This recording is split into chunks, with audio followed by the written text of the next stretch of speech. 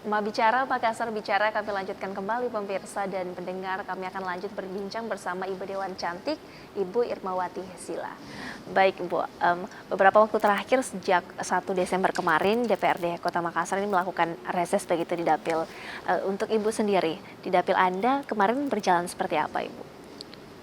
Alhamdulillah untuk di dapil saya, dapil 5, yaitu Mamajang, Mariso, dan Tamalate, berjalan sesuai dengan harapan yang pasti ketemu dengan masyarakat, menyerap aspirasi masyarakat, seperti itu. Khusus di Dapil Anda, Bu, Dapil 5, apa yang kemudian isu ataupun aspirasi, keinginan, keluhan dari masyarakat yang disampaikan selama reses kemarin? Kalau isu dan keluhan variasi ya, Iya. karena mungkin tergantung dari wilayah masing-masing. Ada juga dari kelompok pemuda khususnya, mereka meminta untuk pelatihan-pelatihan seperti itu. Tapi mungkin juga masih kurang akses informasi. Padahal kan setahu saya pelatihan ini kan sudah banyak ya di Iya, Kota betul. Makassar, sudah ada beberapa. Terus juga terkait tetap dengan drainase yang tersumbat, seperti itu.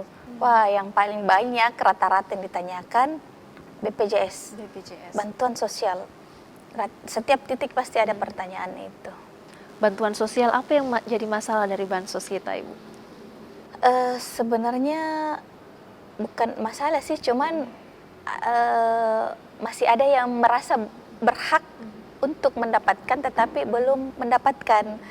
Dan padahal ini kan kita ketahui bahwa di setiap kelurahan ini kan sudah Iya. muskal ya, musdakel, musyawarah kelurahan.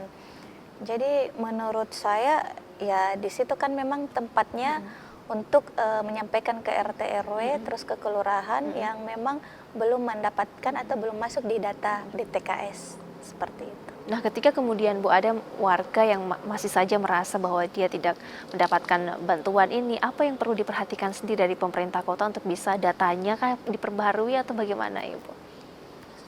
Terkait dengan masalah data, ya warga merasa tidak mendapatkan begitu haknya, sementara banyak warga yang lain ketika dia dapat bantuan sosial, dia hidup yang layak begitu Bu. Apakah memang pemerataan masalah data dari Dinsos sendiri memang tidak sesuai atau bagaimana? Sebenarnya begini, mungkin ada yang mendapatkannya sebenarnya menurut saya ya, Betul. yang taraf hidupnya sudah bagus, ya bisa saja mungkin belum legowo ya memberikan kepada yang memang masih di bawah tingkat kehidupannya masih di bawah rata-rata, seperti itu. Jadi dengan muskel ini saya berharap, karena muskel ini kan di bulan lalu ya, di akhir bulan lalu, saya sih berharap mudah-mudahan yang membawa aspirasi di masyarakat itu sudah masuk namanya. Harapan saya sih seperti itu. Karena dikhawatirkan juga kalau data yang diambil adalah data yang lama begitu ya Bu, tidak ada pembaharuan atau bagaimana? Kan ada muskel, makanya saya katakan muskel itu kan evaluasi di situ, seperti itu. Selain itu Bu, terkait dengan masalah drainase, ini memang sudah selalu sama saja dengan tahun-tahun sebelumnya aduannya atau bagaimana Ibu? Iya, ada memang yang, tapi ada juga yang sudah mungkin sudah selesai dikerjakan. Jadi karena kan di tempat resesnya kan bukan di tempat itu saja. Jadi ketika di titik satu ini sudah selesai, yang titik selanjutnya lagi yang minta, seperti itu. Dari banyaknya kemudian Bu aduan-aduan dari masyarakat tadi, mana yang menurut Anda yang paling mendesak dan butuh penanganan yang tepat begitu? Kalau dikatakan mendesak sih, sebenarnya ya ini juga yang sonasi, yang banyak yang dipertanyakan ya oleh warga, karena kan ini sudah bulan 12, sebentar lagi kan masuk lagi PPDB. ke tahun ajaran baru ya, PPDB. Masalah-masalah sonasi yang diajukan begitu seperti apa Ibu? Salah satunya di Kelurahan Macini Sombala.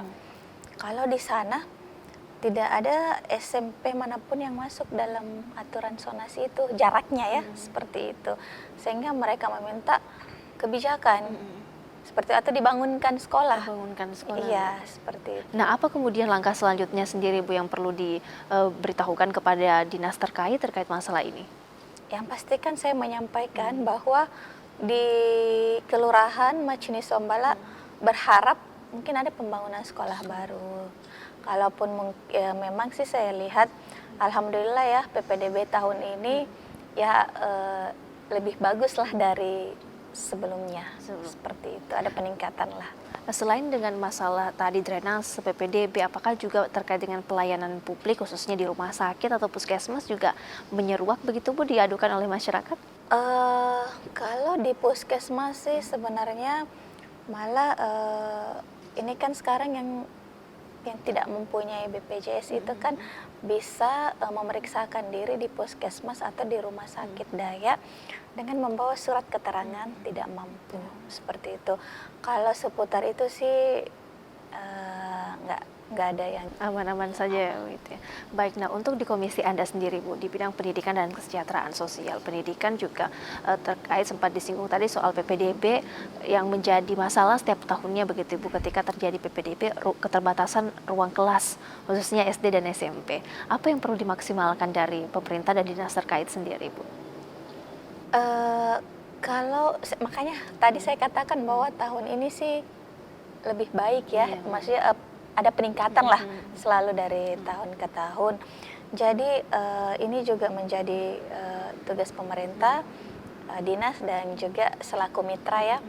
Dan saya bahkan Pak Kadis menitipkan kepada saya, Bu nanti kalau turun ke lapangan Resi sampaikan kepada warga bahwa kalau ada anak yang putus sekolah karena kemarin pandemik, itu akan disekolahkan kembali. Saya rasa ini adalah, saya apresiasi dengan tindakan atau langkah-langkah yang seperti itu. Jadi agar angka putus sekolah di Makassar juga bisa diminimalisir begitu ya Bu untuk kualitas pendidikan kita. Tadi sempat Anda singgung juga soal pemuda yang ingin pelatihan-pelatihan begitu Ibu. Apakah memang Anda melihat sejauh ini pemberdayaan kepada anak muda, pemberdayaan kepada masyarakat memang cukup kurang atau memang sudah ada tapi aksesnya yang sulit atau bagaimana? Sebenarnya sudah ada ya. Di tahun ini saya lihat luar biasa ya, ada.